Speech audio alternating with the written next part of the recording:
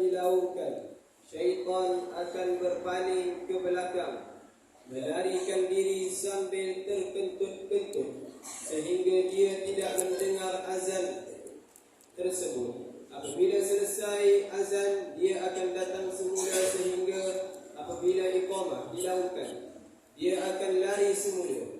Apabila iqamah selesai, dia akan datang kembali memasukkan was-was ke dalam hati orang yang salat.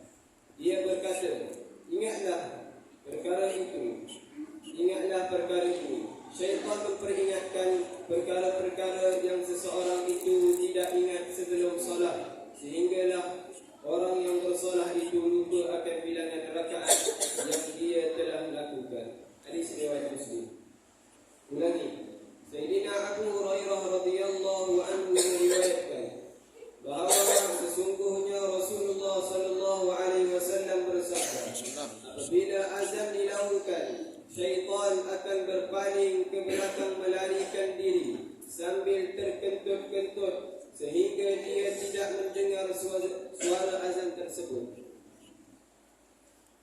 Apabila selesai azan, dia akan datang semula sehingga apabila iqamah dilakukan, dia akan lari semula.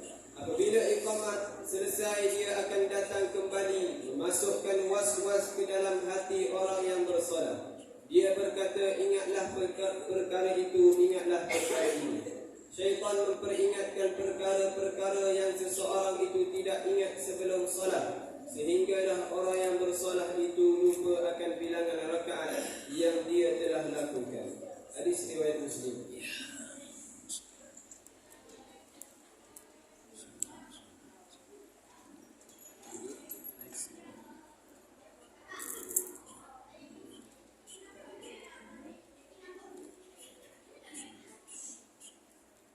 Sayyidina Abdurrahman radhiyallahu anhu meriwayatkan bahawa pada suatu ketika Rasulullah sallallahu alaihi wasallam menyebut tentang bulan Ramadan, lalu bersabda, pada bulan ini Allah Subhanahu wa taala telah mewajibkan puasa ke atas kamu, dan saya telah menetapkan salat tarawih sebagai sunnahku untuk kamu.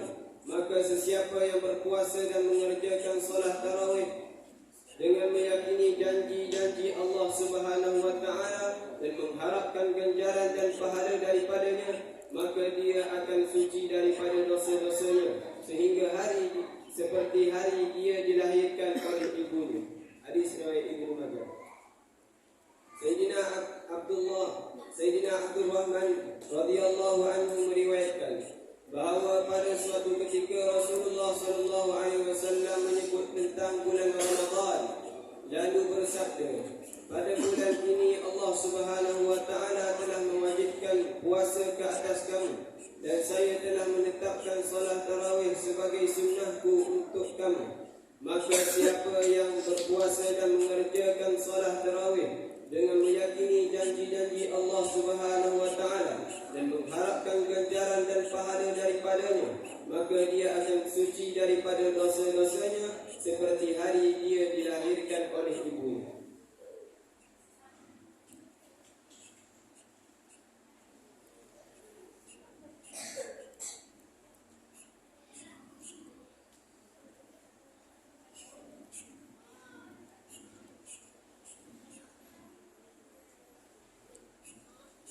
Sayyidina Jabir bin Samurah radhiyallahu anhu meriwayatkan bahawa Rasulullah sallallahu alaihi wasallam bersabda, hendaklah orang-orang yang mengangkat pandangan matanya ke langit dalam salat berhenti daripada perbuatannya.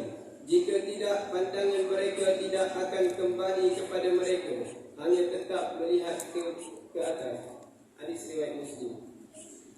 Sayyidina Jabir radhiyallahu anhu meriwayatkan bahawa Rasulullah sallallahu alaihi wasallam bersabda, hendaklah orang-orang yang mengangkat pandangan matanya ke langit dalam salat berhenti daripada perbuatannya.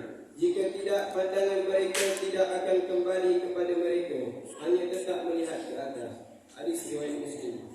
Alhamdulillah, apa yang kita dengar dapat kita ambil tiba dan sampaikan kepada saudara kita yang insya-Allah. Sallallahu alaihi wasallam.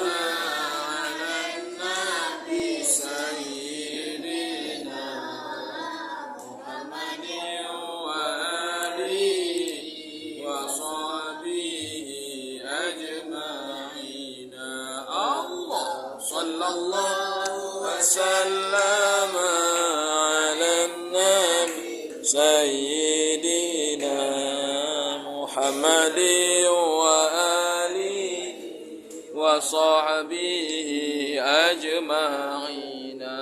الله صلى الله وسلم على النبي سيدنا محمد وآله وصحبه أجمعين.